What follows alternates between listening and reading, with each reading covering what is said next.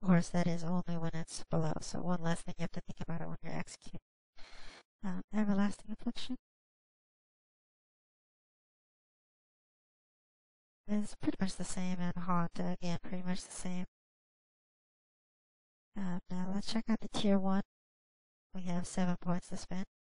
Dark Arts is going to be the bread and butter. Every spec takes these 3 points in that because it improves every pet for every tree. Improves the Fell Hunter, the Fell Guard, and the Imp. So we'll put our 3 points in there. Actually, what I'll do is I'll take those out. Because we have your improved Shadow Bolt has become Shadow and Flame, so not only does it improve Shadow Bolt, it improves Incinerate. And it gives you, of course, the old improved Shadow Bolt effect.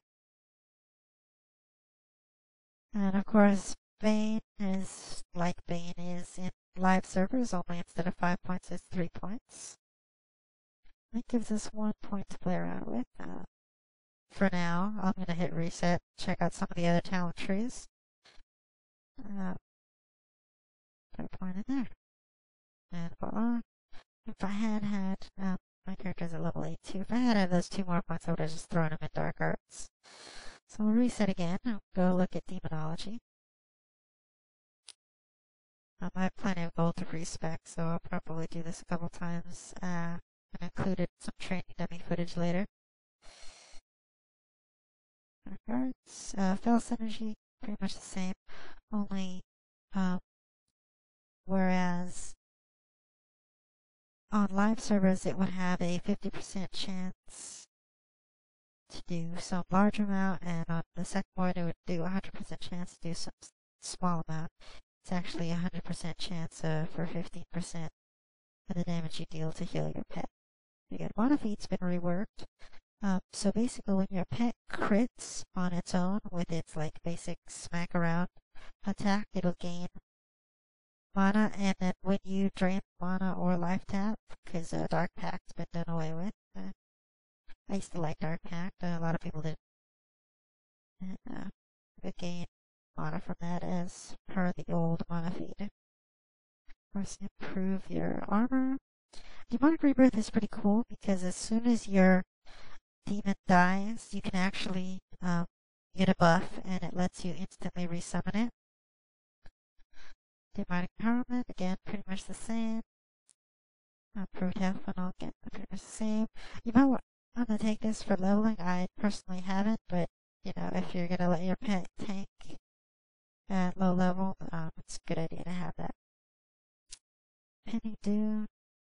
Bane of Doom is the old Curse of Doom, and anything that reduces the cooldown on Metamorphosis is good. Hand of Gul'dan is a pretty cool spell. It actually looks a lot less like the little fire thing. It looks more like a ball of shadow coming down from the sky and smacking people around. We'll put some points in the Molten Core. And then this is where you kind of get some discretionary points. You can go over here, put them into Master Summoner or into Demonic Embrace. I am going to go ahead and put them in Oral Foreboding. Inferno, I haven't actually tested this yet, so we'll try it out. But your Hellfire spreads out, and it actually, you can run around and channel Hellfire, which is pretty cool. So if you need to do damage on the run, this is the Demonology way to do it. Decimation, they've changed Decimation 35% to 25% just to bring it more in line. Before, if you had a really geared Warlock, you could kind of cheat a little bit and execute earlier than any other class. But what's there? Infernal and Doomguard have been changed so you can summon them even when your pet is out active. So we'll put points there. Proves Hellfire and Hand of Gul'dan. And now it makes it so you don't have to worry. A lot of these things are making it so you don't have to worry about refreshing a particular dot on your target. This is so Immolate, it gets refreshed by your Hand of Gul'dan. Demonic Pact is basically it brings into line a couple of other talents. the demonic knowledge old talent would give you a buff, and spell power depending on your summon demon. This just is a flat spell power increase, and it gives you that demonic pact. Alright, so it looks like I have to put in 2 points into some place before it'll let me go down. So we'll put 1 point in here to max that out. And then we'll throw the 1 point into stamina. Okay, I haven't learned it yet, so I won't increase it. And then, of course, metamorphosis. Some points into reducing the cast time of spells. Put some points into shadow and flame. And then at this point, I usually go for Ember Storm. At this point in the beta, improved Soulfire. Doesn't really seem to increase your spell haste. I mean, I don't see a buff. I don't see the spell haste actually getting improved. So, I would tend to ignore this talent for now, and I'll probably do that on my demon or destruction spec. And put a point into Emberstorm, which improves Soulfire, and of course that kind of synchronous with Decimation. And then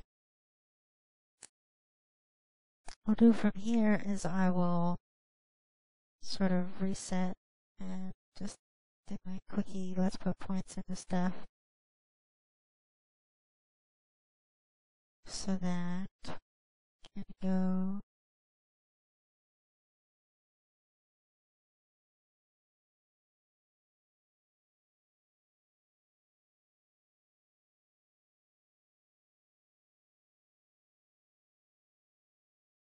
It sort of reactivates my spells, and I activate this talent tree, and you can sort of see what changes are. I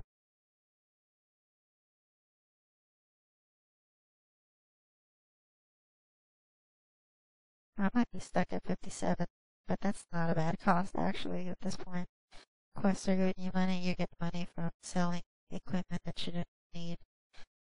I had a staff that I couldn't use and it sold for 20 gold, so not bad. Okay, so we'll start with Shadow and Flame and improved Immolate. Put our points in Everstorm and then Bane. Backdraft. Backdraft now affects pretty much all your spells. And it just kind of sticks there. It's not something you have to worry about losing too much at this point. I'll put a point into Soulburn. And after that, Soul Leech now works off of Shadowburn, Soulfire, and Chaos Bolts, and it's health and mana.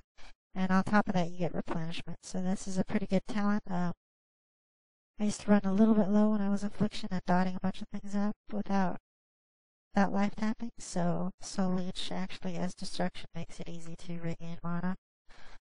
Put a couple. Burning Embers is actually a new dot that your imp will put out onto a target.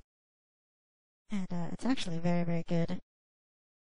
I mean, it sounds like not a lot, but considering your imp is hitting things a lot of times, and that's just going to tick away at stuff. Backlash doesn't give you the free 3% crit like it used to, so I usually don't worry about it. Nether Ward changes your Shadow Ward spell into one that absorbs all spell damage, which is great. And Shadow Fury, I like the spell because it stuns stuff and smacks stuff. Fire Brimstone, it's pretty good. This used to increase your crit chance if the target was low, and now it's just a flat crit increase, so that's really good.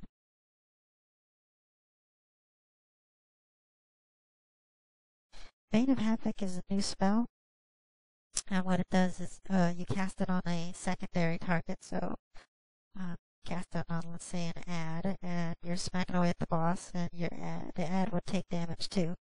Currently at 15% of damage, but that's pretty good. The new Empowered Imp is actually pretty cool. I remember when I was first trying to test it out, I couldn't actually get it to function the way I thought it should. So I was a little worried, but then it actually fired off, and it's actually a nice little DPS boost when it does proc. Alright, so we got 2 points to spend, so I'll put them in Reprove Nether Ward. And then Chaos Bolt again, as same as it used to be. I actually did pretty good with this spell. So now we'll put some points into Dark Art. So here we are with our completed talent trees, and you got to see pretty much all 3 trees. And at some point I'll be putting up a video where I test the trees on a training dummy. For now though, this is Ferda, your friendly neighborhood warlock, signing off.